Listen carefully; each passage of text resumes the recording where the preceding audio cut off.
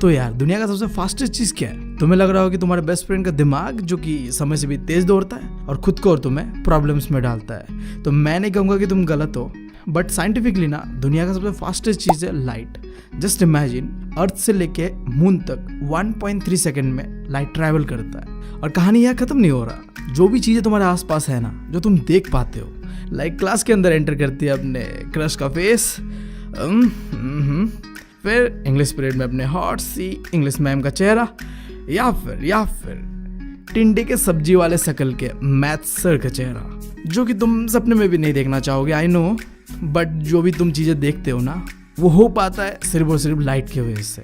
देखो होता क्या है, चाहे सन हो या कोई भी जो बल्ब होता है, वहां से निकलता है लाइट रेस। ये ट्रैवल करता है सीधा और चीजों से टकराता है, चाहे तुम्हारे क्रश के चेहरे से हो या फिर मैथ सर के चेहरे से हो। टकराने के बाद वो तुम्हारे आंखों पे आता है और तुम उन्हें देख पाते हो। That's it. ऐसा काम करता है लाइट। बट रुको, मैंने बताया तुम्हें कि लाइट ट्रैवल करता है सीधा, स्ट्रेट।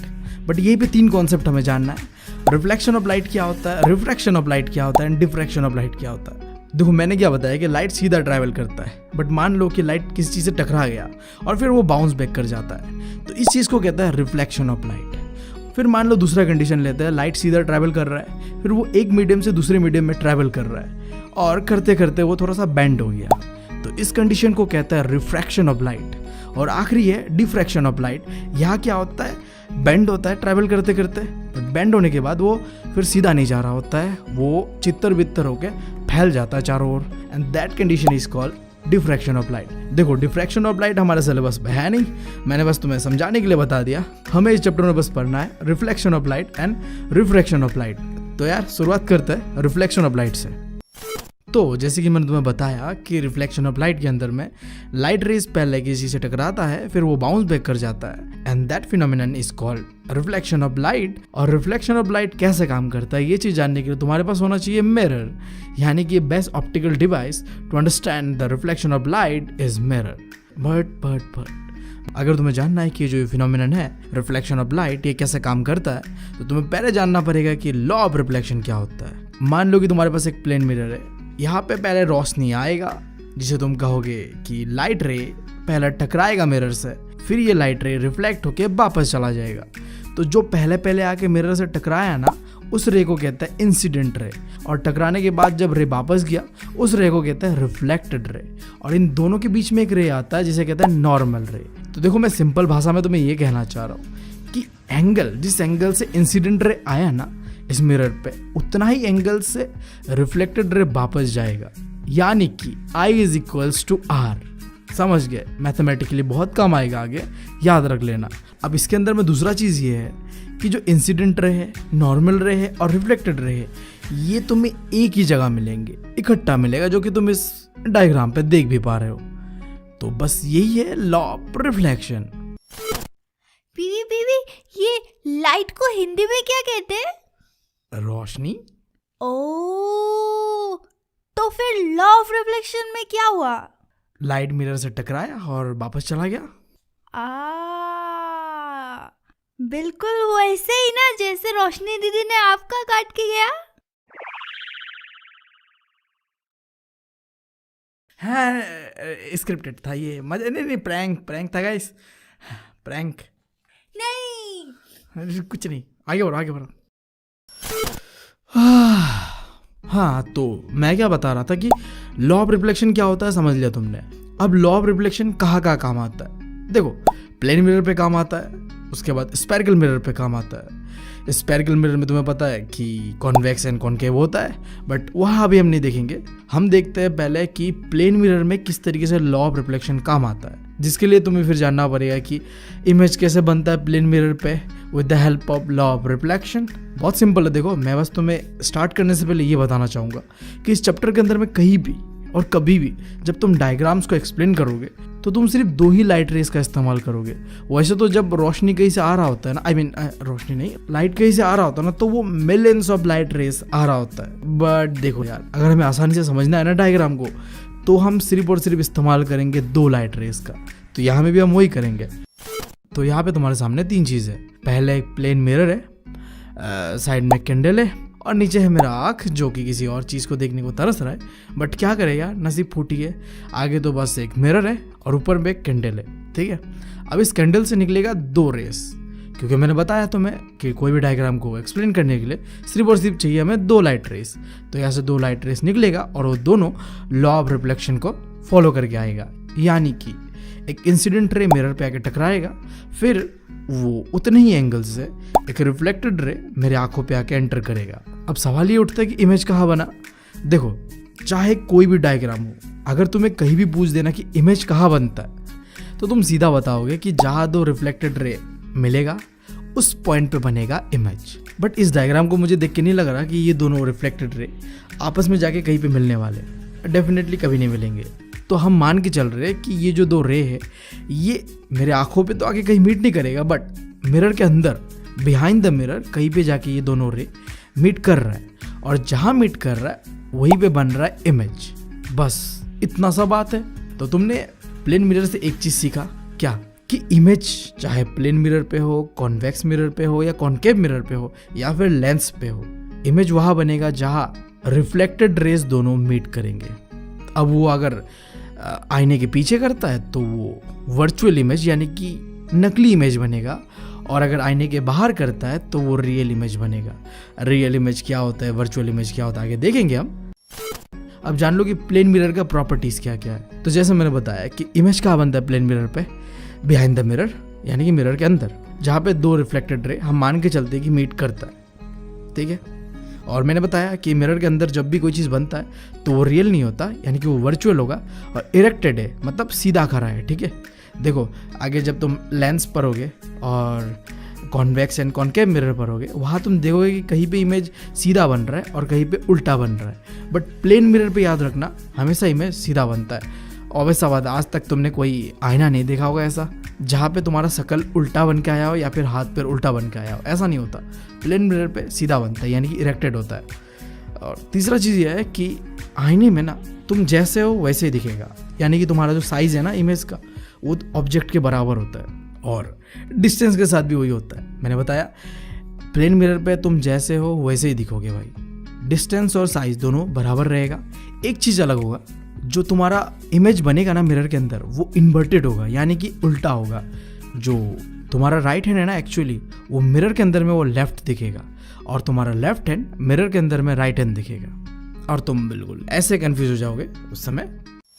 तो यार प्लेन मिरर होता है खत्म, अब बढ़ते हैं स्पेरिकल मिरर की ओर। देखो, स्पेरिकल मिरर नाम से समझ आ रहा है गोल, बट देखो एग्जैक्टली ये गोल नहीं होता, थोड़ा कॉम्प्लिकेटेड है बताना, आगे मैं डायग्राम के साथ बताऊंगा। बट अभी के लिए तो समझ लो, स्पेरिकल मिरर 2 तरीके का होता है, कॉन्केव एंड कॉन्वेक्स, ठीक है।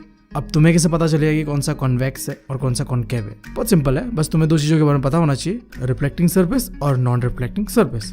देखो, आईने का वो हिस्सा जहाँ लाइट रेस आके रिफ्लेक्ट करता है ना, यानी कि आता है, टकराता है और वापस चला जाता है, उस हिस्से को कहता है रिफ्लेक्टिंग सरफेस। और वो हिस्सा जहाँ लाइट रेस आके टकरा के वापस नहीं जाता है ना, तुम ऐसे समझो कि आईने का जो उल्टा साइड होता है ना, ऑपोजिट साइड, वो क्या होता है, नॉन रिफ्लेक्टिंग सरफेस होता है। जबकि जो आईने का आगे वाला हिस्सा होता है वो रिफ्लेक्टिंग सरफेस होता है, जहाँ से लाइट रेस आके रिफ्लेक्ट होता है। तुम्हें बस ध्यान देना है कि रिफ्लेक्टिंग सरफेस कौन सा है, और तुम पता कर लोगे कि कॉन्वेक्स कौन सा मिरर है, कॉन्केव कौन सा मिरर है। देखो, कॉन्केव मिरर के अंदर में रिफ्लेक्टिंग सरफेस अंदर की तरफ होता है, इसलिए उसका नाम भी है देखो कॉन्केव, यानी कि केव, गुफा, अंदर, ठीक है।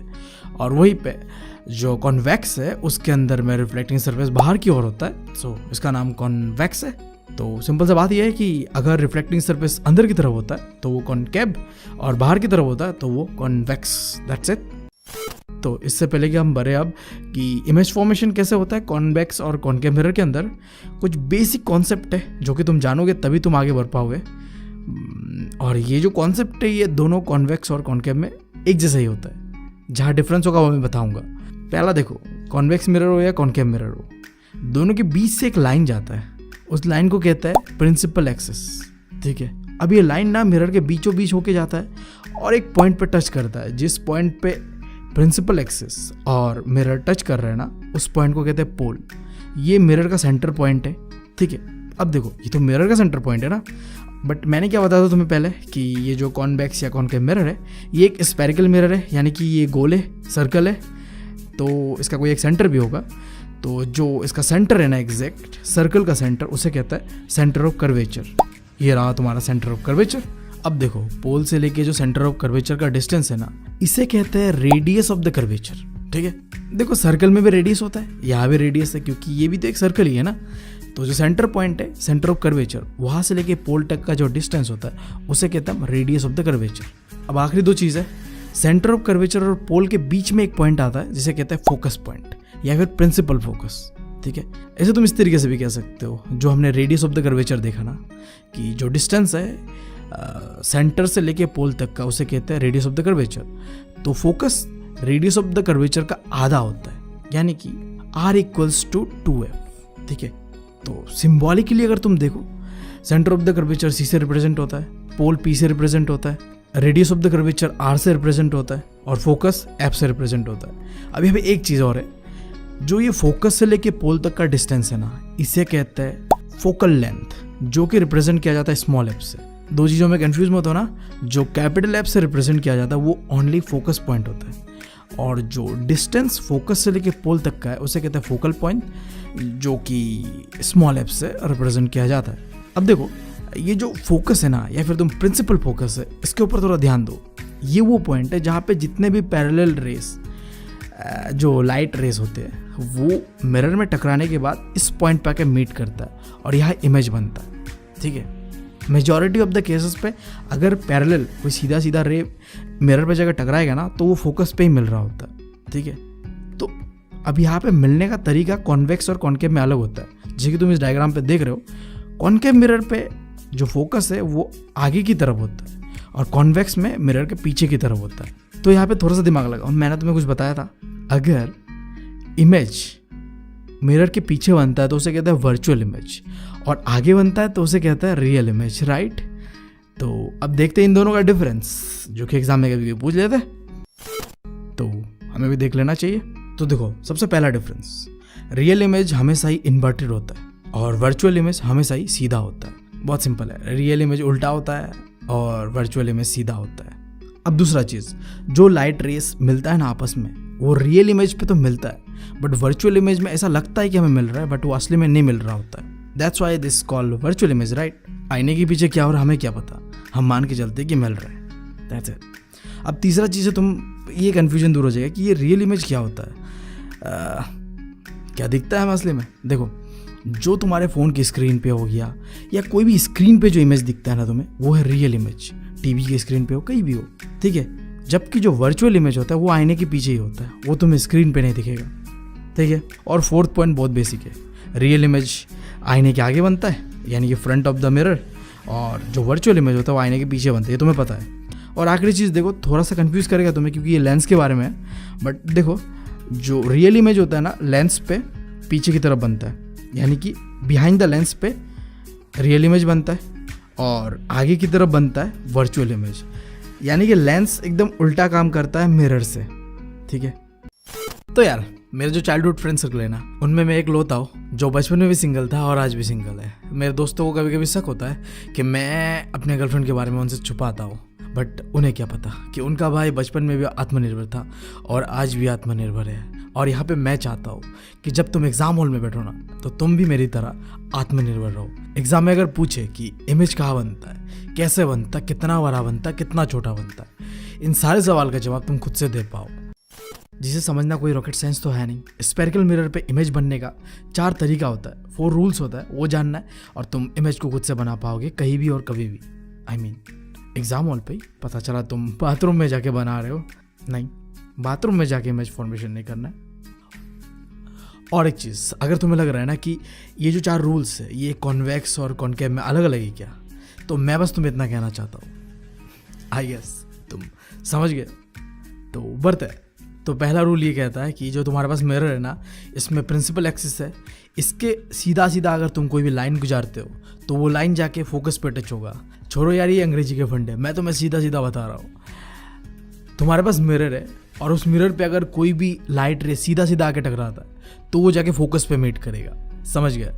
बट देखो कॉन्केव में ये समझना आसान है क्योंकि फोकस आगे है तो सीधा रिफ्लेक्ट करके फोकस पे जा रहा है। बट कॉन्वेक्स में थोड़ा डिफिकल्ट है क्योंकि कॉन्केव मिरर ना हमारे कालीन भैया की तरह है, आसान है समझना। कॉन्वेक्स मिरर थोड़ा डिफिकल्ट है मुन्ना भैया की तरह। बट कोई नहीं यार, मैं क्यों बैठा हूँ, मैं समझाऊंगा। देखो कॉन्केव समझ लिया, सीधा लाइन आएगा तो वो फोकस पे ही जाएगा टकराने के बाद। बट जो कॉन्वेक्स है यहाँ पे क्या होता है, सीधा लाइन आता है और ये टकरा के ऊपर की तरफ चला जा रहा है, ठीक है।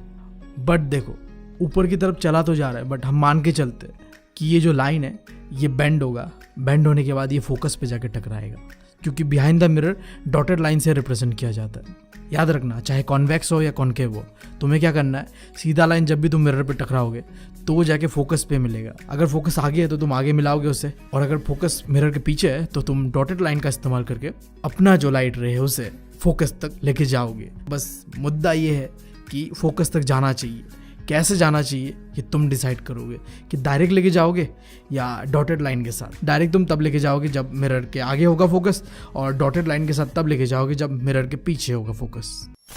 और दूसरा रूल एकदम इसका ऑपोजिट है, यहाँ फोकस से कोई लाइन अगर आता है तो वो सीधा चला जाता है रिफ्लेक्ट होने के बाद। बहुत सिंपल है। कॉन्केव में तो तुम समझ ही गए हो। कॉन्वेक्स में क्या हो रहा है, देखो एक लाइन ऊपर से आ रहा है, हम मान के चलते हैं कि ये लाइन आके टकराएगा फोकस पे, ठीक है, जो कि डॉटेड लाइन से तुम देख पा रहे हो। बट एक्चुअली ये क्या हो रहा है, रिफ्लेक्ट होने के बाद सीधा चला जा रहा है। बट इस रे का इंटेंशन ये था कि ये फोकस को छूना चाहता था बट छू नहीं पा रहा है, तो ये बस रिफ्लेक्ट करके वापस चला जाएगा। एंड देन थर्ड रूल, ये बहुत आसान है, ठीक है। अगर तुम कोई भी लाइट रे को सेंटर ऑफ कर्वेचर से पास करते हो तो मिरर से टकरा के वो वापस जिस लाइन से वो आया था ना उसी लाइन से चला जाएगा। तुम कह सकते हो कि मिरर ने ना जो लाइन सेंटर ऑफ कर्वेचर से आया उसे कहा। तुम समझ गए, तुम समझ गए, बहुत स्मार्ट हो। अब आखिरी जो है फोर्थ रूल, ये तो तुम्हें पता ही है। फोर्थ रूल फॉलो करता है लॉ ऑफ रिफ्लेक्शन को। अगर कोई लाइट आके पोल पे टकराएगा तो वो जितना एंगल से पोल पे टकरा रहा है उतना ही एंगल से रिफ्लेक्ट होकर वापस चला जाएगा। तो यही 4 लॉस थे, समझ गए तुम। पहले अगर सीधा आएगा तो वो फोकस पे जाएगा, और दूसरा अगर वो फोकस से आएगा तो वो फिर सीधा चला जाएगा टकराने के बाद, और तीसरा अगर कोई सेंटर से आता है तो वो जिस रास्ते से आया था उसी रास्ते से चला जाएगा क्योंकि वो लोड हुए, समझ गए हो तुम। और आखिरी फॉलो करता है लॉ ऑफ रिफ्लेक्शन, जो कि पोल के पास आता है और वो जितना एंगल से आता है उतना एंगल से रिफ्लेक्ट करके चला जाता है। That's it. अब सीधा भरते हम कैसे बनता है इमेज कॉन्केव मिरर के अंदर पे। यहाँ पे हमें 6 डिफरेंट पोजीशन पे ऑब्जेक्ट को रखना है। पहले हम रखेंगे इन्फिनिटी पे, फिर रखेंगे हम सी के पीछे, फिर सी में रखेंगे, फिर सी और एफ के बीच में, और फिर एफ में, और एफ और पी के बीच में। ये 6 डिफरेंट पोजीशन पे हम ऑब्जेक्ट यानी कि कोई चीज़ों को रखेंगे और देखेंगे कि इसका इमेज जो है मिरर के अंदर कहाँ बन रहा है। अब मैं यहाँ पे 2 चीज़ बता के तुम्हारा कन्फ्यूजन दूर करना चाहूँगा कि देखो जब भी तुम डायग्राम को बनाओगे तो 2 लाइट रेस का इस्तेमाल करोगे, और ये दोनों लाइट रेस कोई भी हो सकता है। 4 लॉस जो मैंने आगे तुम्हें बताया उनमें से कोई भी, जो तुम्हारा मन है तुम उसका इस्तेमाल करना। और देखो जो तुम्हें यहाँ मिल रहा है या फिर एनसीईआरटी की बुक में मिला हुआ है क्या उससे सेम है या नहीं है। मोस्ट ऑफ द केसेस पे सेम होगा। अगर सेम नहीं है इसका मतलब तुमने कहीं तो गलती किया होगा, and most of the time गलती होता है ये जो डिस्टेंस है ना फोकस, पोल और सेंटर का, इधर क्या होना क्या चाहिए बेसिकली, ये तीनों पॉइंट इक्वल डिस्टेंस पे होना चाहिए। बट अगर ये तीनों पॉइंट आगे पीछे हो जाता है तो गलतियाँ होगा। तो कहानी का लुब्बे लुब्बास ये कि अगर तुम चीज़ों को जहाँ है इक्वल डिस्टेंस पे वहाँ रखते हो ना, और उसके बाद इमेज फॉर्म करते हो, तो ये बिल्कुल फ़र्क नहीं पड़ता कि तुम कौन सा रूल का इस्तेमाल कर रहे हो, इमेज सही बनेगा। तो अगर मैं इन्फिनिटी पे रखता हूँ और वहाँ से 2 पैरेलल रेस पास करवाता हूँ तो तुम्हें पता है वो फोकस पे जाके मीट करेगा और यहीं पे बनेगा इमेज, राइट। तो देखो 3 चीज़ें जानना हमें, पोजीशन ऑफ इमेज जान लिया हमने, फोकस पे बन रहा है। दूसरा साइज ऑफ द इमेज, वो कैसा बनेगा, बहुत ही छोटा। भाई तुम्हें दिख रहा है इमेज, नहीं दिख रहा है ना, बहुत ही छोटा है, तो इसे कहते हैं हाईली डिमिनिश। और तीसरा चीज़ नेचर ऑफ द इमेज। तो याद रखना मिरर के आगे जो भी चीज़ें बनता है मैंने पहले ही बताया वो क्या होता है, रियल होता है और उल्टा होता है, यानी कि इन्वर्टेड होता है। ये चीज़ तो ऑब्वियस है। फिर बात करते हैं अगर तुम कोई भी ऑब्जेक्ट को ये जो सेंटर ऑफ कर्वेचर है ना इसके पीछे रखते हो जस्ट, तो इमेज कहाँ बनता है। तो देखो तुम्हें यहाँ पे भी 2 रेस पास करना है, कोई भी 2 जो तुम्हें मन करता है तुम वही पास करना। मैं यहाँ पे जो कर रहा हूँ उसका कॉपी मत करना, तुम खुद भी अलग से करके देखना। बट ध्यान ये देना कि जो सेंटर, फोकस एंड पोल का डिस्टेंस बराबर हो, स्केल से करना। तो देखो मैंने यहाँ पे सी के बिहाइंड में एक ऑब्जेक्ट रखा और उसके बाद मैंने 2 लाइट पास किया। पहला लाइट पैरेलल आएगा तो जो पैरेलल आता है वो फोकस पे टच होता है, तुम्हें पता है। और दूसरा लाइन में ले रहा हूँ सेंटर से, तो जो सेंटर से आता है वो वापस सेंटर पे चला जाता है। अब देखो रिफ्लेक्टेड होने के बाद ये दोनों पॉइंट एक जगह पे मीट कर रहा है। कहाँ मीट कर रहा है? सी और एफ के बीच में, तो यहीं पे बनेगा इमेज। अब देखो क्योंकि तुम डायग्राम बना रहे हो एग्जाम के लिए, ठीक है, मैंने अंडरस्टैंडिंग के लिए तो तुम्हें बताया कैसे होता है नहीं होता है, but exam point of view से तुम ये चीज़ ध्यान रखना, जो इमेज के अंदर में तुम ऑब्जेक्ट बना रहे हो ना, इसे तुम रिप्रेजेंट करोगे ए बी से, ठीक है। और जो इमेज बनेगा ना तुम्हारा, उसे भी तुम dotted A and dotted B से रिप्रेजेंट करोगे। बट अगर इमेज उल्टा बन रहा है तो तुम कैसे करोगे उसे? B dot and A dot. ये उल्टा बन रहा है ना, बी ऊपर रहता है नीचे ए, क्योंकि ये उल्टा है। और सीधा रहेगा तो तुम कैसे इस्तेमाल करोगे? ऊपर में डॉट ए एंड नीचे में dot B, that's it. So position के बारे में बात करते हैं कि अगर ऑब्जेक्ट को हम रखते हैं सी के पीछे में, तो इमेज कहाँ बन रहा है? इमेज बनता है एफ और सी के बीच। और देखने से पता चल रहा है ये भी जो ऑब्जेक्ट है उससे छोटा ही है, तो हम इसे कहेंगे ये छोटा इमेज, यानी डिमिनिश इमेज है, ऑब्जेक्ट से तो छोटा ही है ये। और तीसरा चीज़ ये है कि ये रियल होगा इन्वर्टेड होगा, मैं बार बार नहीं बता रहा। और अगर मिरर के आगे कोई भी चीज़ बनता है तो वो रियल होगा इन्वर्टेड होगा, दैट्स इट। अब तीसरे के बारे में बात करते हैं। अगर तुम रखते हो कोई भी ऑब्जेक्ट को सी पे, तो तुम दो लाइट पास करोगे। पहला लाइट होगा पैरेलल, और पैरेलल पास करके वो कहाँ जाएगा? फोकस। और फिर तुमने दूसरा लाइट पास किया फोकस से, और वो रिफ्लेक्ट होने के बाद पैरेलल जाएगा, और ये दोनों लाइट रे जाके टकराएगा, जहाँ पे वहीं पे बनेगा इमेज। तो कहाँ बन रहा है? यहाँ पे देखो सी ऊपर में है, सी के नीचे बन रहा है इमेज, ठीक है। तो पोजिशन ऑफ द इमेज सी पे ही बन रहा है। और जो बात रहा साइज ऑफ द इमेज का, तो तुम्हें देख के डायग्राम पता चल रहा है कि ऑब्जेक्ट का साइज और इमेज का साइज दोनों बराबर है। और तुम्हें ये तो पता है ना ऑब्जेक्ट का साइज को किससे रिप्रेजेंट करता है? ए बी से, और इमेज का साइज को डॉटेड ए बी से, ठीक है। और नेचर ऑफ द इमेज तो मैंने बताया आगे रहेगा, तो real and inverted, that's it. And then fourth, अगर तुम रखते हो इमेज को सेंटर ऑफ कर्वेचर और फोकस के बीच, तो इमेज कहाँ बनेगा? तो ये रहा ऑब्जेक्ट, दो रे पास करना यहाँ से। पहला रे सीधा जाएगा पैरेलल, और वो टच करेगा फोकस को रिफ्लेक्ट करने के बाद। और फिर देखो दूसरा रे कहाँ जा रहा है, उससे कंफ्यूज मत होना। तुम्हें पता है कि अगर तुम कोई भी रे सेंटर से गुजारते हो ना, तो वो मिरर से टकराने के बाद उसी पाथ पे, मतलब जिस डायरेक्शन से गया है उसी डायरेक्शन से वापस आ जाता है, ठीक है। रिफ्लेक्शन होता है बट हमें पता नहीं चलता है। तो यहाँ देखो ऊपर में मिरर पे गया और वो वापस नीचे चला गया, और कहीं एक कोना पे जाके वो ये जो पहले आने वाला रे था ना उसके साथ टकराया, बहुत दूर सी से पीछे, बिहाइंड द सी, और इमेज फॉर्म करता है वहाँ पे। तो अगर तुम यहाँ में इस चीज़ से कंफ्यूज होगी कि मैंने कैसे सी से गुजारा है रे ऑफ लाइट को एंड देन मीट किया उसे, तो तुम यहाँ इसका इस्तेमाल नहीं करके तुम एफ से गुजार सकते हो। एफ से जाओ और उसके बाद वो पैरेलल जाएगा, और वो जाके कहीं पे टच करेगा जो फर्स्ट रे था उसके साथ, और इमेज फॉर्म होगा। दोनों देखो एक जैसे होगा, रिजल्ट बिहाइंड द सी आएगा, यानी कि इमेज जो बनेगा वो बिहाइंड द सी बनेगा। एंड तुम्हारा जो इमेज का साइज़ कैसा रहेगा? तो बड़ा रहेगा थोड़ा, जितना ऑब्जेक्ट था उससे, यानी कि इनलार्ज रहेगा। और आखिरी नेचर कैसा रहेगा इमेज का? Real and inverted. And then अब बात करते फिफ्थ, अगर तुम ऑब्जेक्ट को रखते हो एफ पे, तो वो कहाँ जाएगा?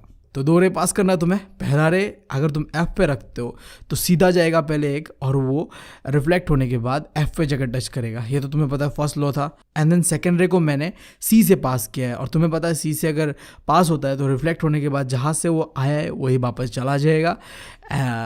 तो जब ये दोनों रे रिफ्लेक्ट होने के बाद वापस जा रहे हैं ना, तो ये कहीं भी नहीं मिलने वाला, यानी कि इमेज कहीं हज़ारों किलोमीटर दूर इन्फिनिटी पे बन रहा है।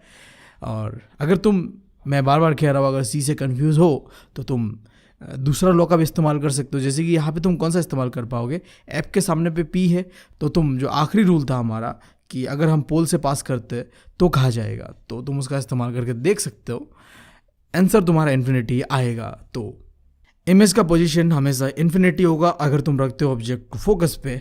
और साइज़ कैसा रहेगा? बहुत ज़्यादा बड़ा रहेगा, इतना बड़ा कि हम देख भी नहीं पाएंगे, ऑब्वियस सा बात है। और nature of the image real and inverted, that's it. And then last, अगर तुम रखते हो इमेज को पोल और फोकस के बिल्कुल बीच पे, तो इमेज कहाँ बनेगा? तो देखो इमेज बनेगा आईने के पीछे, क्योंकि तुम बहुत पास रख रहे हो इमेज को, ठीक है। देखो कैसे होगा, पहला रे तुम सीधा पास कर रहे हो पैरेलल, आईने पे जाके टकराने के बाद वो एफ पे आएगा और नीचे की तरफ जाएगा, ठीक है। एंड देन जो सेकंड रे होगा वो पी पे जाएगा, क्योंकि इसके आगे और कोई रे है ही नहीं, ठीक है।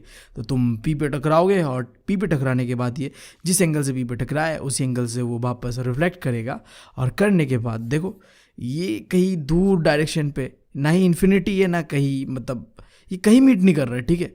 तुम समझ ही नहीं पाओगे इसे कि आगे जाके ये कहाँ मीट कर रहा है।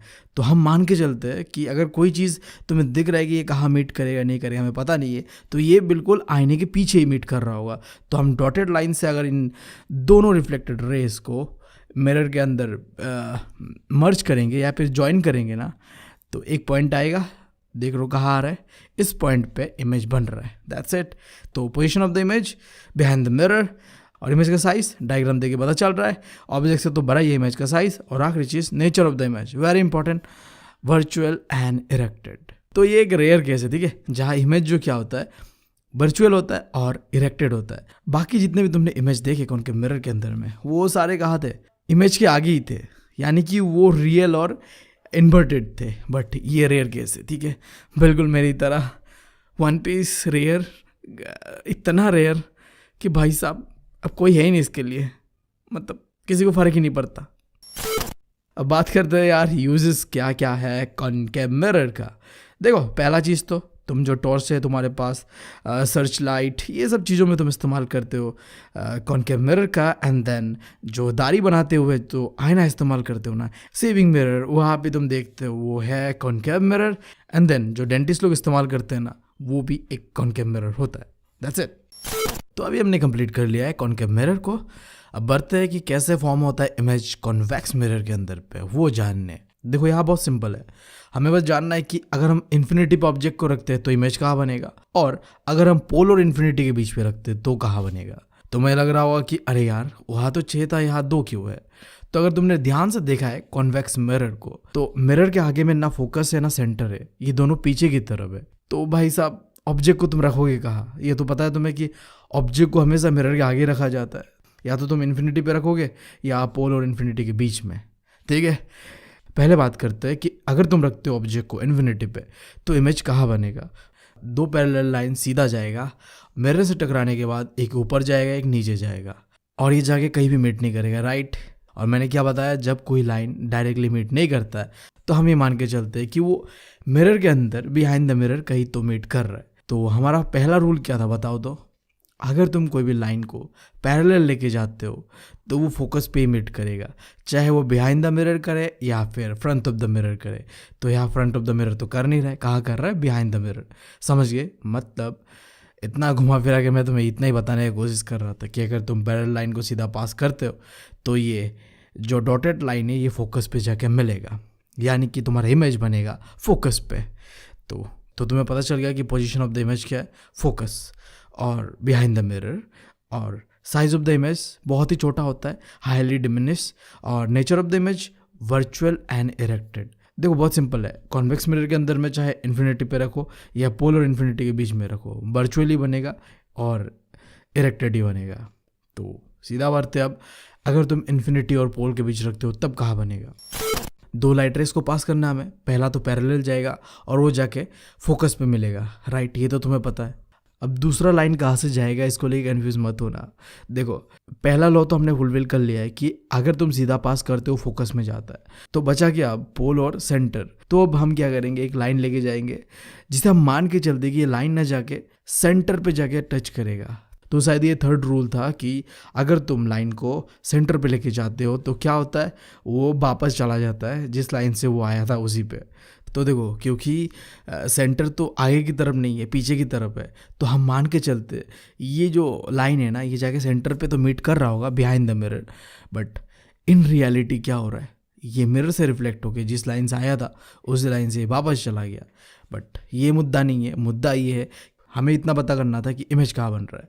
तो जहाँ ये दोनों लाइन मीट कर रहे हैं यानी कि इंटरसेक्ट कर रहे हैं, तो कहाँ कर रहा है, पोल और फोकस के बीच में, यानी कि बिहाइंड द मिरर, ठीक है। और साइज़ कितना है इसका, तो ऑब्जेक्ट से छोटा ही है तो हम इसे कहेंगे डिमिनिश। अगर ऑब्जेक्ट से बड़ा होता है तो हम कहते हैं इनलार्ज, और अगर बहुत ज़्यादा बड़ा होता है तो उसे हाईली इनलार्ज कहते हैं, और बहुत छोटा होता है तो उसे कहते हैं हाईली डिमिनिश। तो ये बहुत छोटा तो नहीं है, छोटा है तो डिमिनिश कहेंगे। और आखिरी चीज़ नेचर ऑफ द इमेज मुझे बताने की ज़रूरत है नहीं। अब हम बात करते हैं कि यूजेस क्या है कॉन्वेक्स मिरर का। पहला चीज़ तो देखो, गाड़ी देखा है तुमने, कार, बाइक्स, चाहे तुम ट्रक्स, बसेस, उसके पास में जो ड्राइवर बैठता है उस सीट के पास में एक मिरर लगाया होता है उसे कहते हैं रेयर व्यू मिरर। इससे ना पीछे क्या हो रहा है वो देख पाता है ड्राइवर, ठीक है। तो ड्राइवर जो भी पीछे में हो रहा है उसका इमेज मिरर पे देख पाता है। और सबसे खास बात ये है कॉन्वेक्स मिरर का कि कोई भी चीज़ जो बहुत दूर है ना वो भी तुम्हें बहुत ही पास दिखता है मिरर के अंदर। तो कोई जो एक्सीडेंट होने का चांसेस है वो बहुत ही कम रहता है। देखो बुक के अंदर में एक क्वेश्चन भी दिया हुआ था इसीलिए कि ऐसा कौन सा मिरर है ना जो बहुत ही बड़ा ऑब्जेक्ट को फुल लेंथ यानी कि मिरर के अंदर पे पूरी तरीके से दिखाया जाता है, ठीक है। देखो नॉर्मली क्या होता है, अगर ऑब्जेक्ट बहुत ही बड़ा होता है तो मिरर के अंदर में उसका जो इमेज तो छोड़ो ऑब्जेक्ट ही पूरी तरीके से नहीं आ पाता है, तो इमेज का तो बात ही नहीं उठता है। तो बट देखो जो कॉन्वेक्स मिरर है उसके अंदर में जितना भी बड़ा हो ऑब्जेक्ट उसका इमेज आ जाता है। इसका एग्जांपल देखो, अब देखो आगरा फोर्ट पे एक कॉन्वेक्स मिरर है। इस मिरर पे तुम लिटरली देख सकते हो ताजमहल को, जो कि बहुत ज़्यादा दूर है आगरा फोर्ट से। तो ये इसीलिए हो पाता है क्योंकि ये एक कॉन्वेक्स मिरर है। बेसिकली कॉन्वेक्स मिरर दूर की चीज़ों को सामने बहुत ही छोटा करके दिखा सकता है हमें। That's it.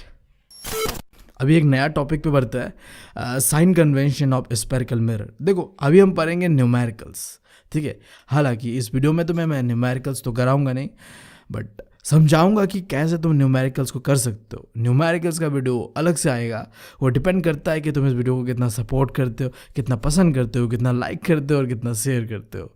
तो यार वीडियो बनाने में तुम्हें पता है फटता बहुत है, और एनिमेशन तो तुम देख ही रहे हो। इतना कम समय में जितना हो सके कर रहा हूँ, ठीक है। करने में तो मैं बहुत ज़्यादा भी कर सकता हूँ, बट टाइम को देखते हुए जितना एनिमेशन ज़रूरत है उतना ही कर रहा हूँ। बट अगर तुम लोग सपोर्ट करते हो तो आगे बहुत कुछ हम कर सकते हैं एक साथ मिल के। तो यार एक शेयर, एक लाइक और एक कमेंट दिल से करना, दैट्स इट।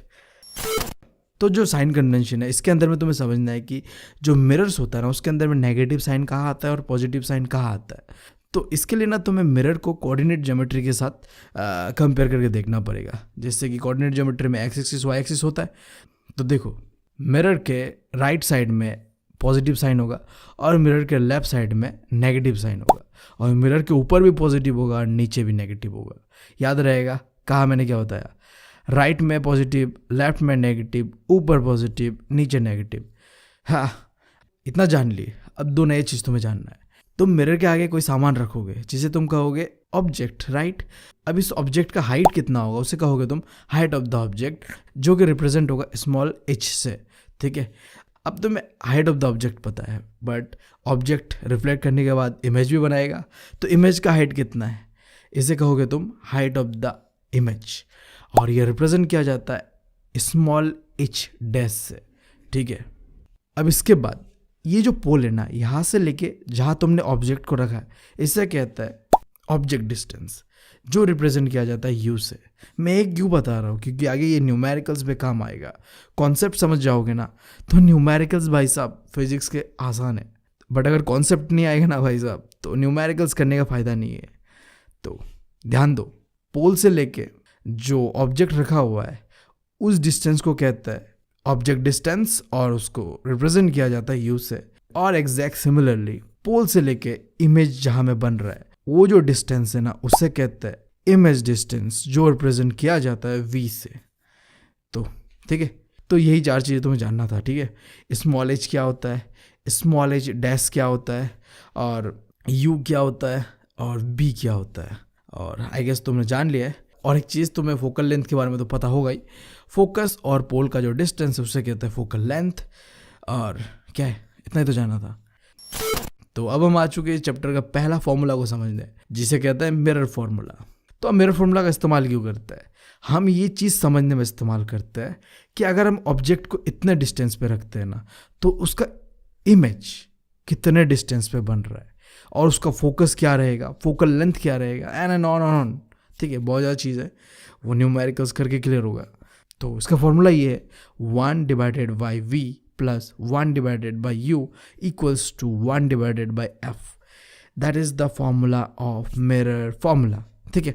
न्यूमेरिकल्स बाद में देखेंगे, अभी के लिए इतना समझ लो। अब बढ़ते है मैग्नीफिकेशन क्या होता है। देखो, अगर कोई भी चीज़ को तुम्हें बड़ा करके देखना है दैट्स कॉल्ड मैग्नीफिकेशन। तो इमेजेस को बड़ा करने में मैग्नीफिकेशन का एक बहुत इंपॉर्टेंट रोल है। तो इसका एक फॉर्मूला है। फिर अगर तुम्हें एग्जाम में आ गया, न्यूमेरिकल्स आ गया कि मैग्नीफिकेशन करके दिखाओ, तो इसका फॉर्मूला ये है, height of the image divided by height of the object. ठीक है, बहुत आसान है, जो कि सिंबॉलिकली रिप्रेजेंट किया जाता है small h dash divided by small h। That's it. But देखो इसका और एक फॉर्मूला है। मान लो कि तुम्हारे पास जो क्वेश्चन है वहाँ पे हाइट ऑफ द इमेज और height of the object given ही नहीं है, तो अब तुम इस फॉर्मूला का इस्तेमाल कर सकते हो, क्योंकि ये जो है बराबर है हाइट ऑफ द ऑब्जेक्ट और हाइट ऑफ द इमेज के। यानी कि मैं क्या कहना चाह रहा हूँ, m is equals to small h i dash divided by h equals to minus v divided by u।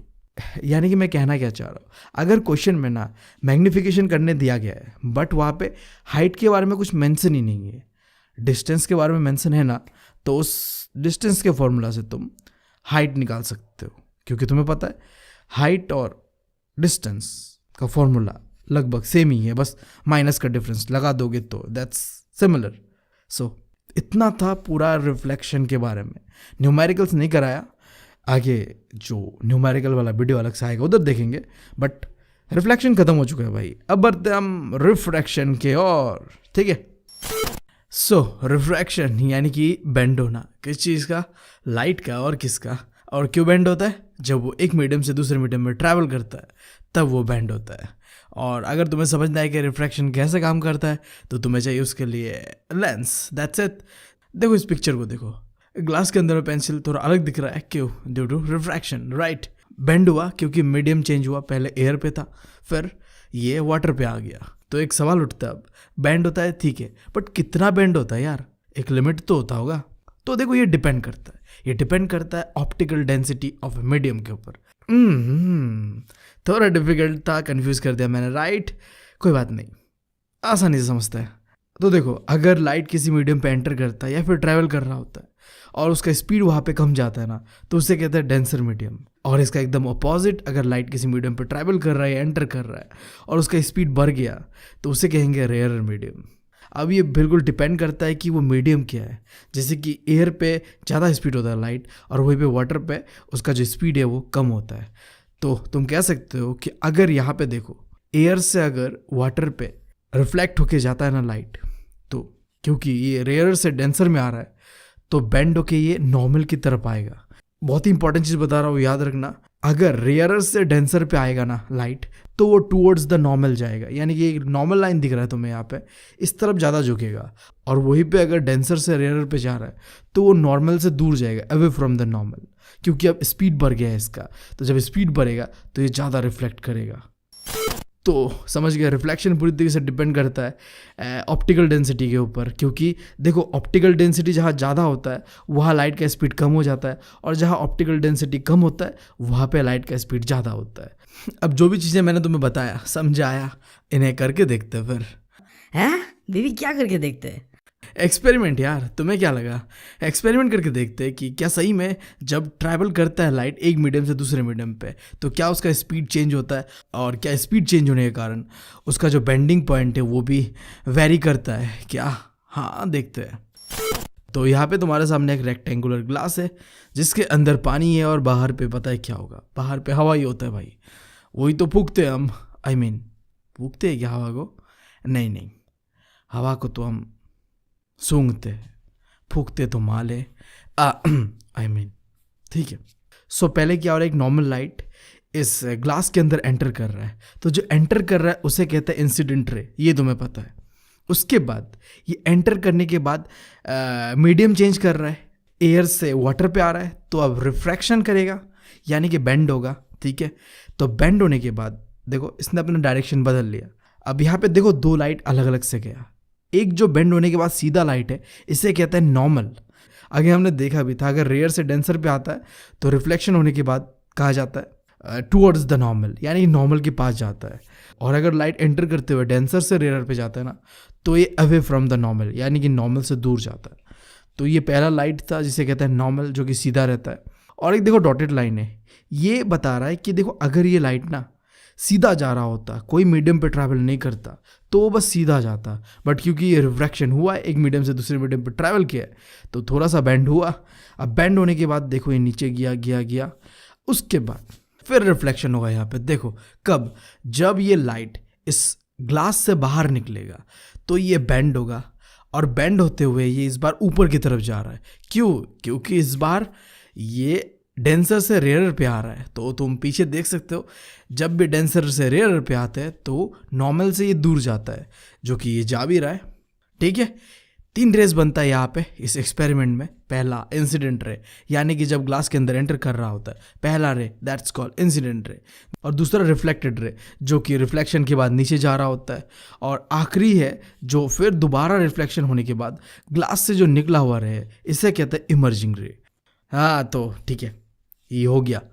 अब सवाल ये उठता है कि हमने एक्सपेरिमेंट किया क्यों, इसका नतीजा क्या निकला।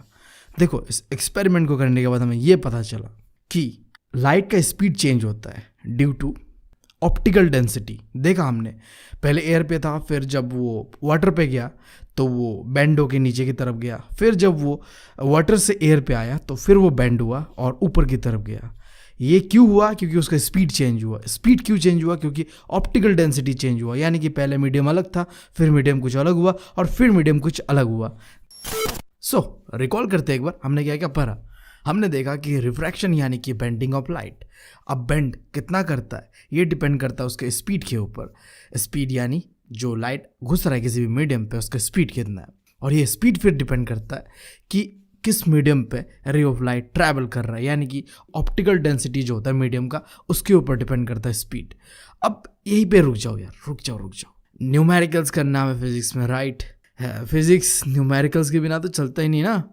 तो अब ये जो ऑप्टिकल डेंसिटी मैं बता रहा हूँ, जिसके ऊपर स्पीड डिपेंड करता है और स्पीड के ऊपर डिपेंड करता है बेंडिंग ऑफ लाइट, इसमें एक चीज़ को हटा के नया चीज़ लाते हैं। ठीक है, ऑप्टिकल डेंसिटी जो मैं कह रहा हूँ ना पहले से, इसे हटा के अब हम कहेंगे इसे रिफ्रैक्शन इंडेक्स। मैं तुम्हें इतने देर से ऑप्टिकल डेंसिटी इसलिए कह रहा था कि तुम समझ पाओ कि कॉन्सेप्ट क्या है, बट प्रैक्टिकल लाइफ पे आता है, न्यूमेरिकल्स करना है। तो न्यूमेरिकल्स अगर करना है तो ये बात जान लो, बेंडिंग ऑफ लाइट या स्पीड ऑफ लाइट डिपेंड करता है कि उस मीडियम का, यानी कि जिस मीडियम पे लाइट ट्रैवल करेगा उसका रिफ्रैक्टिव इंडेक्स क्या है।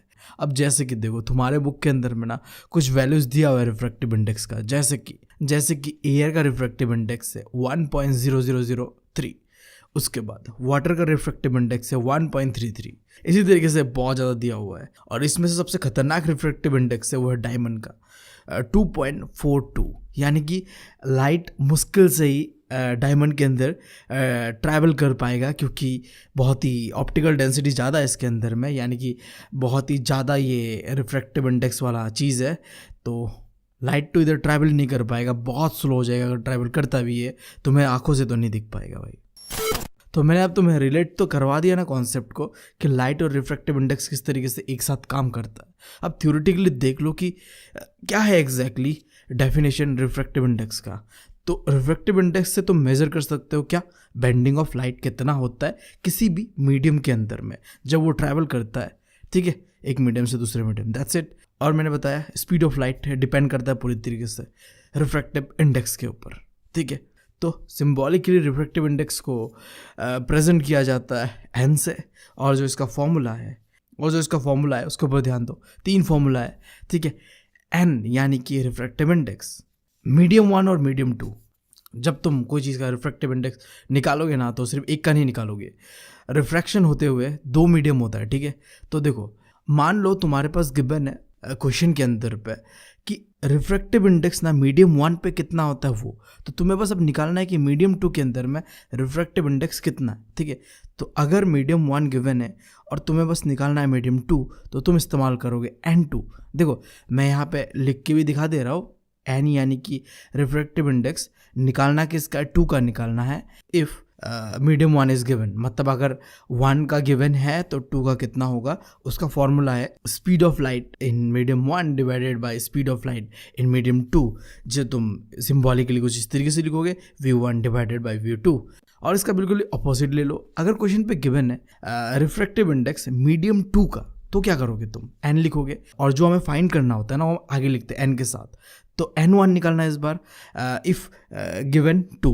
ठीक है, अगर 2 गिवन है, यानी कि मैं कहना चाह रहा हूँ n1 2 का फॉर्मूला है speed of light in medium 2 divided by speed of light in medium 1, और जो इसको सिंबॉलिकली रिप्रेजेंट करोगे v2 डिवाइडेड बाय v1। ये जो दो तुमने अभी देखा फॉर्मूला, इसे कहता है रिलेटिव रिफ्रैक्टिव इंडेक्स का फॉर्मूला। बट क्वेश्चन में ना कभी कभी एब्सोल्यूट रिफ्रैक्टिव इंडेक्स के बारे में पूछता है। एब्सोल्यूट यानी कि देखो अगर क्वेश्चन के अंदर में कहीं भी मेंशन है एयर और वैक्यूम के बारे में कुछ भी, तो समझ जाना कि ये बात कर रहा है एब्सोल्यूट रिफ्रैक्टिव इंडेक्स का। क्योंकि देखो स्पीड ऑफ लाइट जो होता है ना एयर और वैक्यूम के अंदर में बराबर रहता है। याद रख लेना 3 × 10⁸, ठीक है, ये है स्पीड ऑफ लाइट जो कि वैक्यूम और एयर के अंदर पे। तो अगर क्वेश्चन के अंदर पे गिवन है स्पीड ऑफ लाइट एयर या वैक्यूम का, तो तुम इस्तेमाल करोगे एब्सोल्यूट रिफ्रैक्टिव इंडेक्स का, जिसका फॉर्मूला है nm equals to speed of light in air और vacuum divided by speed of light in medium which is symbolically represented by c divided by v। ठीक है, c ऑब्वियस सा बात तुम्हारे पास question में गिवन होगा। अगर गिवन नहीं भी होता है, मैंने वैल्यू बता दिया तुम्हें कि क्या होता है स्पीड ऑफ लाइट का वैल्यू, और जो दूसरा मीडियम होगा जो कि क्वेश्चन में निकालने कहा जाएगा तुम्हें, वो तुम निकाल लोगे अगर तुम्हें पता है एयर का स्पीड कितना है या फिर वैक्यूम का स्पीड कितना है। ठीक है, बहुत आसान है। तो रिफ्रैक्टिव इंडेक्स समझ गया। अब इससे थोड़ा सा रिलेटेड और एक कॉन्सेप्ट, लॉ ऑफ रिफ्रैक्शन क्या होता है। अभी कुछ ही देर पहले हमने पढ़ा था लॉ ऑफ रिफ्लेक्शन को, राइट। वहाँ हमने क्या देखा था, जब भी रिफ्लेक्शन होता है तो incident ray, reflected ray, normal रे एक साथ रहता है। तो यहाँ भी बिल्कुल सेम है, जब भी रिफ्लेक्शन होता है नॉर्मल रे, रिफ्लेक्टेड रे और इंसिडेंट रे एक साथ रहता है एक ही प्लेन के अंदर में। ठीक है, अब फिर दूसरा लॉ क्या था वहाँ पे कि एंगल ऑफ इंसिडेंट जो था ना वो इक्वल होगा एंगल ऑफ रिफ्लेक्शन के, यानी कि I is equals to R। यहाँ में भी ना सेम ही है, देखो I और R तो इक्वल होगा बट उसका एंगल इक्वल नहीं होगा। ठीक है, उसका जो एंगल का जो रेशियो होगा ना, उसका जो आंसर होगा ना वो सेम होगा या कांस्टेंट होगा। देखो कॉम्प्लिकेटेड है, राइट। देखो ये जो लॉ है यहाँ क्या लिखा हुआ है, ratio of a sine of a angle of incident to the sine of a angle of reflection is constant. क्या कहना चाह रही है, देखो ये क्या है, sine I divided by sine R. वहाँ मैं ये चीज़ बोल रहा था कि साइन आई जो होगा वो अगर तुम डिवाइड करते हो साइन आर से तो वो कांस्टेंट होगा। देखो यहाँ पे तो कांस्टेंट है।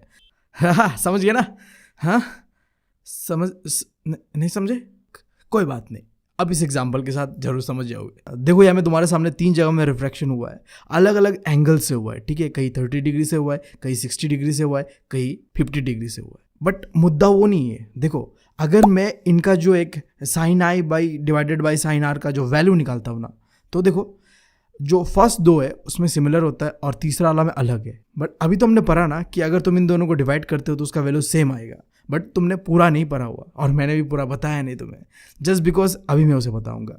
देखो ऐसा कब होगा कि तुम जब जो साइन आई और साइन आर को डिवाइड करोगे ना तो उसका वैल्यू कांस्टेंट या फिर सेम तब आएगा जब लाइट का जो कलर है ना वो सेम रहेगा और 2 मीडियम जो इसमें तुम ट्रैवल करवा रहे हो वो भी सेम होना चाहिए। जैसे कि देखो जो फर्स्ट 2 एग्जाम्पल है वहाँ पे दोनों मीडियम सेम है, नॉर्मल वाटर है। बट जो तीसरा मीडियम है वो देखो है तो एयर से वाटर ही बट वो कोल्ड वाटर है।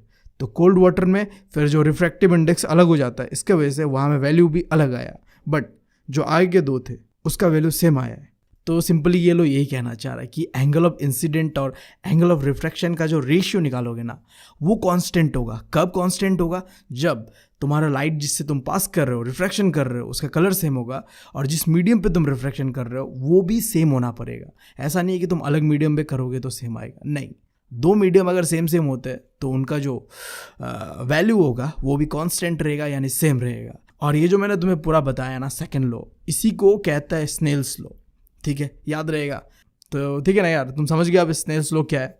जब कांस्टेंट वैल्यू रहता है डिवाइड करने के बाद एंगल ऑफ इंसिडेंट और एंगल ऑफ रिफ्रैक्शन को, तो उसे कहते हैं स्नेल्स लॉ। और कब कांस्टेंट रहेगा, जब जो मीडियम है वो सेम रहेगा और कलर सेम रहेगा उस मीडियम पे लाइट का। ठीक है, अब एक चीज़ और देखो, छोटा सा चीज़ है, ये जो वैल्यू निकल रहा है ना फिक्स्ड वैल्यू जिसे तुम कांस्टेंट कहते हो, इस कांस्टेंट को कहते हैं refractive index of a medium 2 with respect of medium 1। यानी कि जो फिक्स वैल्यू तुमने निकाला ना स्नेल्स लॉ से, वो फिक्स वैल्यू और कुछ और नहीं, तुम निकाल रहे हो रिफ्रैक्टिव इंडेक्स। तो तुम ऐसे भी कह सकते हो कि जब तुम न्यूमेरिकली इसे करोगे तुम स्नेल्स लॉ से क्या निकाल सकते हो, रिफ्रैक्टिव इंडेक्स कैलकुलेट कर सकते हो। देखो कनेक्ट कर दिया ना मैंने फिर से, न्यूमेरिकल्स पे ही मदद देगा फिर से। ठीक है, तो स्नेल्स लॉ से क्या निकाल सकते हो तुम? रिफ्रैक्टिव इंडेक्स निकाल सकते हो। फॉर्मूला तुम्हें पता है, sine I divided by sine R, that's it. तो नेक्स्ट मंथ मेरा एग्जाम है, ठीक है, और मैं पढ़ भी रहा हूँ एग्जाम के लिए, ऐसा नहीं है, बट पढ़ते पढ़ते यार थक जाता है इंसान, समझते हो तुम भी। तो पढ़ते पढ़ते थोड़ा ब्रेक ले लेता हूँ और फ़ोन चला लेता हूँ। बट जब मैं फ़ोन चला रहा होता हूँ ना यार, माई मॉम बी लाइक, हाँ हाँ, दिन भर बैठे बैठे ऐसे फोन नहीं चलाओ। हाँ चलो चलो चलो, मैं कुछ नहीं बोल रही हूँ, मैं होता भी कौन हूँ बोलने वाला। हाँ चलो। तो साला ये दुख का खत्म नहीं होता बे। लाइक लिटरली अभी 4 घंटे से पढ़ रहा था मैं, तब नोटिस नहीं किया। अभी 2 मिनट का ब्रेक भाई, 2 मिनट का, दिन भर फोन चला रहा हूँ लिटरली।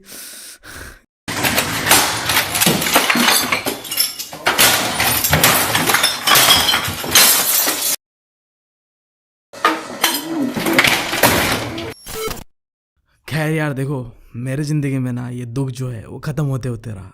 जन्मों जन्मों का रिश्ता है हमारा, तो कोई बात नहीं, हम बढ़ते हैं चैप्टर पे, ठीक है। तो हमने अभी तक रिफ्रैक्शन क्या होता है जाना, लॉ ऑफ रिफ्रैक्शन जाना, अब रिफ्रैक्शन किस तरीके से होता है लेंस के अंदर में वो जानते हैं। तो लेंस 2 तरीके का होता है, ये तुम्हें पता है, कॉन्वेक्स एंड कॉनकेव। तो इन दोनों में कैसा डिफरेंस पता करोगे तुम?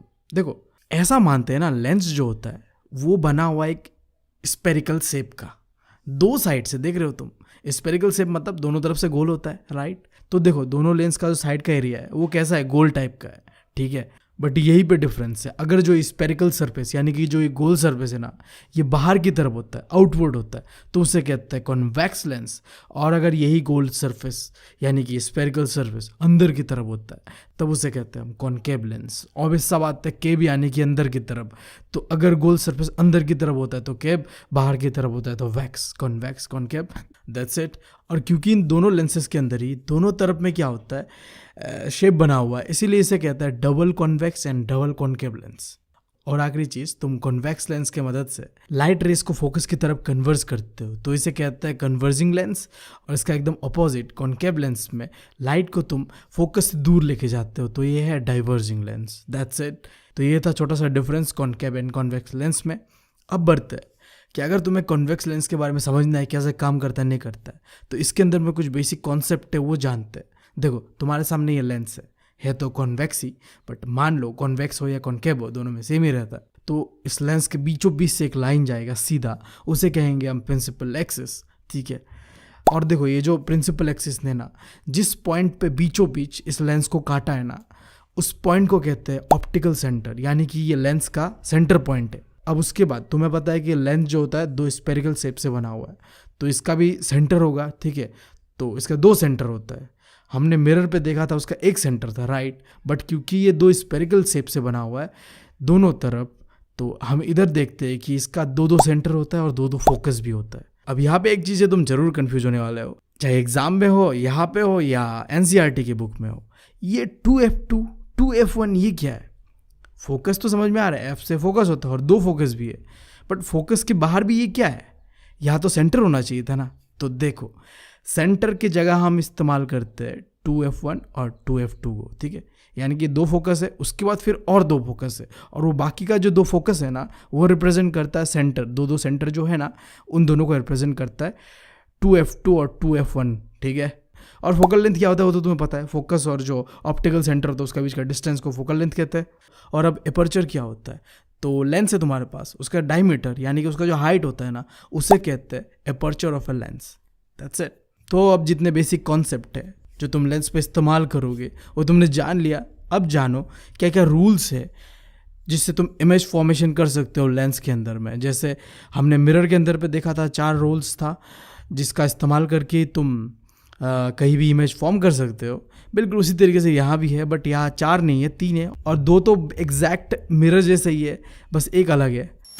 सो पहला रूल, अगर कोई तुम सीधा पैरेलल लाइन को लेंस से टकराओगे तो रिफ्रैक्ट होने के बाद वो फोकस में जाएगा। कॉन्वेक्स में समझना आसान है क्योंकि ये सीधा जाके फोकस पे मिल रहा है, बट कॉनकेव में थोड़ा डिफिकल्ट है क्योंकि कॉनकेव जो लेंस है ना ये एक डाइवर्जिंग लेंस है, यानी कि रिफ्रैक्ट होने के बाद ये बाहर की तरफ जाता है। बट कोई बात नहीं, जो डॉटेड लाइन है उससे समझना कि जो डॉटेड लाइन है ये आके रिफ्रैक्ट होने के बाद फोकस पे मिल रहा है, दैट्स इट। उसके बाद जो दूसरा रूल है ये कहता है कि अगर तुम कोई लाइन को फोकस से पास करोगे ना तो रिफ्रैक्ट होने के बाद ये सीधा हो जाएगा और पैरेलल जाएगा, दैट्स इट। पहला रूल का अपोजिट है ये। एंड देन लास्ट रूल ये कहता है कि अगर जो लेंस का जो सेंटर पॉइंट है ना, जिसे कहता है ऑप्टिकल सेंटर, यहाँ से अगर तुम कोई लाइट रेस को पास करोगे तो सीधा चला जाएगा, लिटरली कहीं भी जहाँ जाना होगा वहाँ जाएगा, समझ रहे हो बात? और कहाँ जाता है लाइन तुम्हें पता है, आगे मैंने बोल रहा ठीक है, रूल समझ गए तुम। अब बढ़ते हैं इमेज फॉर्मेशन पे, ठीक है। पहले देखते हैं कि कॉन्वेक्स लेंस के अंदर में इमेज कहाँ फॉर्म होता है। तो अगर तुम रखते हो इमेज को इन्फिनिटी पे, दो लाइन पास करोगे, दोनों पैरेलल होगा और वो रिफ्रैक्ट होने के बाद मिलेगा जाके फोकस पे, तो इमेज भी बनेगा फोकस पे। तो position of the image f2 और साइज़ बहुत ही छोटा है, ये दिख भी नहीं रहा है, तो हाईली डिमिनिश। और नेचर कैसा रहेगा इमेज का, रियल एंड इन्वर्टेड। देखो एक स्मार्ट ट्रिक बता रहा हूँ, लेंस के अंदर में ना अगर एक्चुअल लाइन जगह कहीं मीट कर रहा है और इमेज फॉर्म हो रहा है तो वो होगा हमेशा ही रियल एंड इन्वर्टेड। और अगर डॉटेड लाइन से कोई इमेज बन रहा है ना तो वो क्या होगा, वर्चुअल एंड इरेक्टेड। अब उसके बाद मान लो तुमने ऑब्जेक्ट को सेंटर ऑफ द कर्वेचर के पीछे रखा, यानी कि 2f1 जो है तुम्हारा, जिसे तुम सेंटर ऑफ द कर्वेचर कहते हो, उसके पीछे रखोगे तो इमेज कहाँ बनेगा। सेम है, दो लाइन पास करना है हमें, पहला लाइन पैरेलल जाएगा जो कि हमेशा पता है तुम्हें, कोई लाइन सीधा पैरेलल रिफ्रैक्ट होने के बाद मिलता है जाके फोकस पे, और दूसरा लाइन जो होगा वो जाएगा ऑप्टिकल सेंटर से, ठीक है। और ऑप्टिकल सेंटर से जाके कहीं मीट करेगा दोनों और वही इमेज बनेगा। तो देखो इमेज कहाँ बन रहा है, इमेज बन रहा है f2 और 2f2 के बीच पे। तो पोजीशन ऑफ द इमेज यही रहेगा between f2 and 2f2। And जो साइज ऑफ द इमेज है वो ऑब्जेक्ट से छोटा है तो ये डिमिनिश होगा, और nature of the image real and inverted, पता है तुम्हें। अब यहाँ पे और एक बोनस टिप तुम लोगों के लिए, 3 रूल पढ़ा था हमने, रे डायग्राम कैसे बनेगा नहीं बनेगा उसको लेकर, ठीक है। बट देखो यहाँ में ज़्यादातर इमेज फॉर्मेशन में 1 और 3 का इस्तेमाल कर रहे हैं हम। 1 क्या था, सीधा लाइन फोकस पे जगह मीट करेगा, और 3rd क्या था, अगर ऑप्टिकल सेंटर से पास करता है तो वो सीधा चला जाएगा। तुम सेकेंड वाला का भी इस्तेमाल कर सकते हो बट वो थोड़ा कॉम्प्लिकेटेड है, तो तुम भी जब फॉर्म करना इमेज तो 1 और 3 का इस्तेमाल करना। और अगर अभी भी कंफ्यूज हो रहे हो तो पीछे से रिवाइंड करके जरूर देखना। तो हम सीधा बढ़ते हैं कि अगर तुम ऑब्जेक्ट को रखते हो सीधा f2 पे, यानी कि अगर exact centre of the curvature पे रखते हो ना तो इमेज कहाँ बनेगा। तो बहुत आसान है, देखो 2 लाइन पास करना है, एक सीधा और एक ऑप्टिकल सेंटर से, दोनों मीट करेगा कहीं जाके, कहाँ मीट कर रहा है, ये जो दूसरा centre of the curvature lens के पीछे में है जिसे तुम कहते हो 2f2, वहाँ जाके इमेज फॉर्म करेगा। पोजीशन ऑफ द इमेज बहुत आसान है, 2f2 में बन रहा है, साइज़ सेम रहेगा, और नेचर हमेशा की तरह रियल एंड इन्वर्टेड, क्योंकि डॉटेड लाइन होता है तब जाके वर्चुअल होता है। नॉर्मल लाइन से नॉर्मल इमेज बनेगा, यानी कि रियल और इन्वर्टेड बनेगा। अब बात करते हैं कि अगर तुम इमेज को रखते हो 2f1 और f1 के बीच पे तो इमेज कहाँ बनेगा। फिर हमेशा की तरह 2 लाइन पास करना है, एक सीधा एक ऑप्टिकल सेंटर से, दोनों कहीं मीट करेगा, कहाँ मीट कर रहा है, 2f2 के पीछे में मीट कर रहा है, यानी कि behind the 2f2 position of the image. और कैसा ही है इमेज का साइज़, तो ऑब्जेक्ट से तो बड़ा है तो इनलार्ज, और नेचर ऑफ द इमेज हमेशा की तरह real and inverted. And then अगर तुम रखते हो एग्जैक्ट फोकस पे, यानी कि f1 पे, तो इमेज कहाँ बनेगा। हमेशा की तरह 2 लाइन पास करना है, पहला सीधा रिफ्रैक्ट होने के बाद फोकस पे, दूसरा ऑप्टिकल सेंटर से जो कि सीधा जाएगा, और दोनों लाइन कहीं पे मीट करेगा।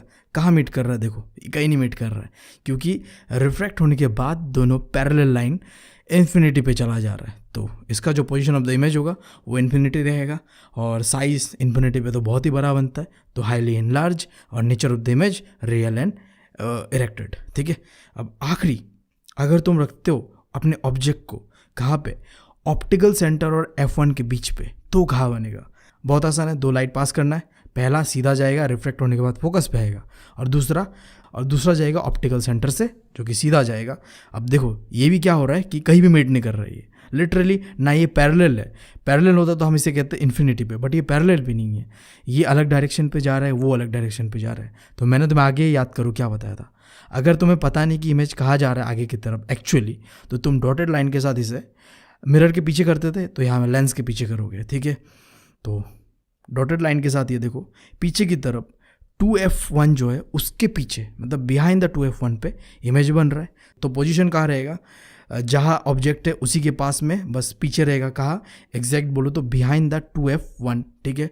और साइज तो ऑब्जेक्ट से तो बड़ा ही है इमेज का, तो लार्ज, और क्योंकि ये डॉटेड लाइन से रिप्रेजेंट है तो क्या रहेगा, virtual and erected. So that's how जितने भी कॉन्वेक्स इमेजेस थे वो हमने बना लिया। अब बढ़ते हैं कि कॉन्केव लेंस में कैसे इमेजेस बनेगा। तो यहाँ बहुत ज़्यादा कॉम्प्लिकेटेड नहीं है, बस दो ही है। अगर तुम रखते हो इन्फिनिटी पे तो कहाँ बनेगा, हमेशा की तरह दो लाइन पास करना है हमें, राइट। तो तुम्हें पता है इन्फिनिटी पे हमेशा दो पैरेलल लाइंस जाता है, और क्योंकि कॉन्केव मिरर जो है डाइवर्जिंग लेंस है तो लाइट रे रिफ्रैक्ट होने के बाद बाहर की तरफ चितर बितर हो जाएगा, बट डॉटेड लाइन के साथ ये आके फोकस में मीट करेगा और फोकस पे इमेज बनेगा।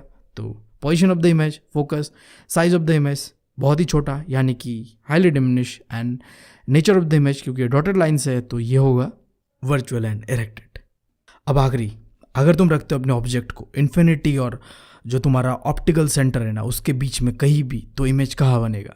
तो देखो तुम्हें दो लाइन पास करना है, ठीक है। पहला सीधा पैरेलल जो कि रिफ्रैक्ट होने के बाद ऊपर की तरफ जा रहा है, बट इसका डॉटेड लाइन जो ये फोकस की तरफ आ रहा होगा, और दूसरा जो कि तुम पास करोगे ऑप्टिकल सेंटर से तो वो नीचे की तरफ जा रहा है। बट देखो ये डॉटेड लाइन और ये जो लाइन सेकंड में ऑप्टिकल सेंटर की तरफ जा रहा है ये कहीं मीट कर रहा है, कहाँ मीट कर रहा है, F1 और O यानी कि ऑप्टिकल सेंटर के बीच पे। तो इमेज बनेगा between F1 and O, and size of the image छोटा है ऑब्जेक्ट से तो डिमिनिश, एंड क्योंकि ये डॉटेड लाइन से बना हुआ इमेज है तो ये वर्चुअल एंड इरेक्टेड होगा। दैट्स इट, कंप्लीट कर लिया हमने इमेज फॉर्मेशन। आई होप तुम लोग को जो भी इमेजेस फॉर्म किया मैंने वो तुम्हें समझ आया होगा, नहीं आया तो एक बार रिवाइंड करके देख सकते हो। और उसके अलावा ये चार्ट है तुम लोगों के सामने कि आसानी से तुम कैसे समझोगे, NCERT पे भी दिया हुआ है, वही से मैंने उठा के यहाँ पे डाला है। तो ऐसा कोई है नहीं कि मैंने रॉकेट साइंस कर दिया है, तो तुम वहाँ देख सकते हो या यहाँ देख सकते हो, it's up to you. But तो इमेज फॉर्मेशन हो चुका है, अब देखते हैं साइन कन्वेंशन कैसा रहता है स्पेरिकल लेंस के अंदर में, ठीक है।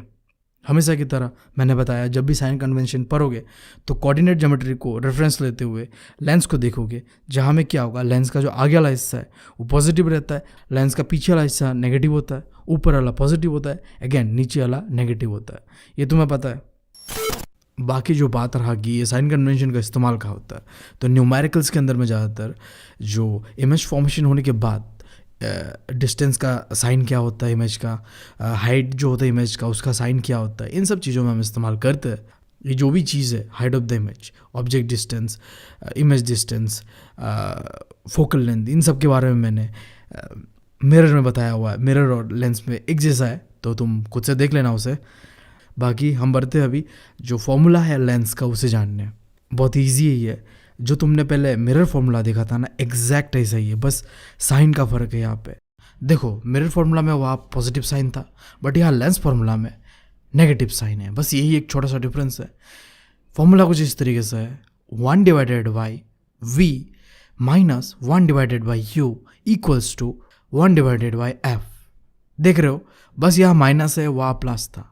और बाकी जो बात रहा मैग्नीफिकेशन का, तो एग्जैक्ट फॉर्मूला मिरर में जैसा था लेंस में भी वैसे ही है। एक चीज़ है, सेकंड जो फॉर्मूला है उसके अंदर में पहले क्या था, नेगेटिव था, बट लेंस के अंदर में माइनस नहीं लगेगा, सीधा बात है V डिवाइडेड बाई U होगा अगर तुम्हें डिस्टेंस निकालना है। बाकी सब चीज़ सेम है, इसलिए मैं यहाँ डिटेल में नहीं बता रहा। अगर तुम्हें मिरर के बारे में पता है तो यहाँ भी वो चीज़ एग्जैक्ट है। झूठ मूठ का बताया कि वीडियो का लेंथ लंबा करने का फ़ायदा नहीं, ऑलरेडी बहुत लंबा हो चुका है। खैर बस एक चीज़ इंपॉर्टेंट है वो जान लो, जो मैग्नीफिकेशन करोगे ना तो उसका एक वैल्यू आता है कैलकुलेशन करने के बाद, ठीक है।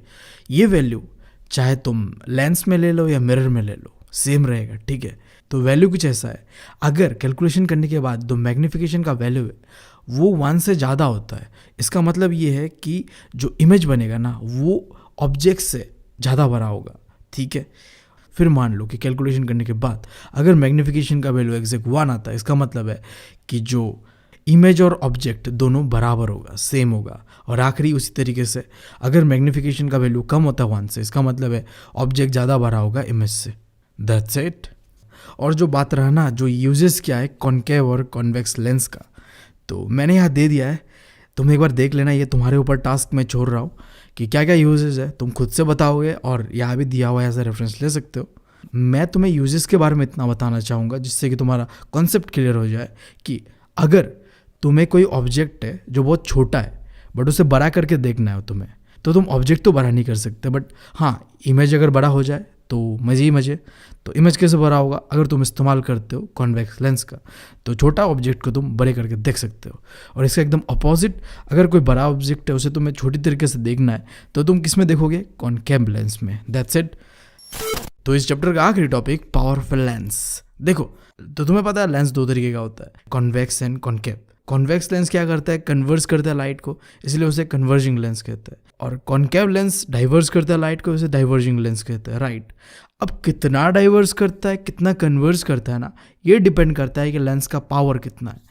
तो जो हमने पढ़ा ना पावर ऑफ लेंस, ये वही चीज़ है, एबिलिटी कितना है एक लेंस का कन्वर्स और डाइवर्स करना, that's called power of lens, जो कि डिपेंड करता है कि किसका कितना पावर होगा वो उसके फोकल लेंथ के ऊपर। एग्जाम्पल लेते हैं, तुम्हारे पास दो कॉन्वेक्स लेंस है, दोनों में फोकल लेंथ जो होगा या फिर जो फोकस होगा वो अलग अलग है। एक में फोकस पास में, एक में फोकस दूर है। तो जो पास में है ना उसका पावर ज़्यादा होता है और जो दूर होता है उसका पावर कम होता है। तो कुल मिला के बात ये है कि कोई भी लेंस कितना पावरफुल होगा वो डिपेंड कर रहा होगा कि इसका फोकल लेंथ कितना है। अगर फोकल लेंथ छोटा होता है तो उस लेंस का पावर ज़्यादा होगा, अगर फोकल लेंथ ज़्यादा होता है तो उसका पावर जो होगा लेंस का वो कम होगा। यानी कि ये रेसिप्रोकल है, उल्टा है, ठीक है। फोकल लेंथ ज़्यादा होगा तो ये कम होगा, फोकल लेंथ कम होगा तो ये ज़्यादा होगा। समझ रहे हो? उल्टा है। That's called power of lens is the reciprocal of focal length. तो फॉर्मूला कुछ ऐसा है, P = 1/f।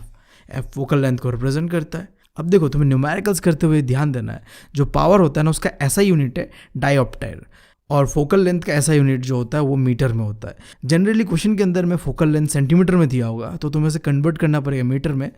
तो हम ये सब चीज़ें जो है न्यूमेरिकल्स करते हुए देखेंगे। एक चीज़ जो तुम्हें जानना चाहिए यहाँ पे कि अगर क्वेश्चन आ गया कि डिफाइन 1 डायोप्टर, इसका मतलब क्या है? देखो, एक ऐसा लेंस जिसका फोकल लेंथ 1 मीटर होता है उसे कहते हैं 1 डायोप्टर ऑफ ए लेंस, ठीक है। अब आखिरी फाइनल चीज़, इसके बाद और कुछ नहीं है, ठीक है। मैंने आखिरी किया कि काफ़ी लंबा कर दिया वीडियो को, बट ये लास्ट है, ठीक है।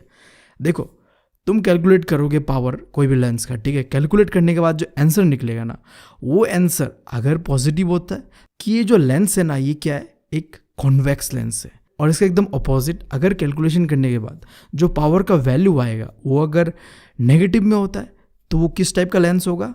Concave lens. जैसे कि देखो यहाँ पे एक लेंस है जिसका पावर है +2.0 D, प्लस है, इसका मतलब ये क्या होगा? Convex lens. और फिर देखो एक लेंस है फिर जिसका पावर जो है -2.5 D है, तो यहाँ पे माइनस लगा हुआ है, तो ये क्या होगा? ये होगा कॉनकेव लेंस।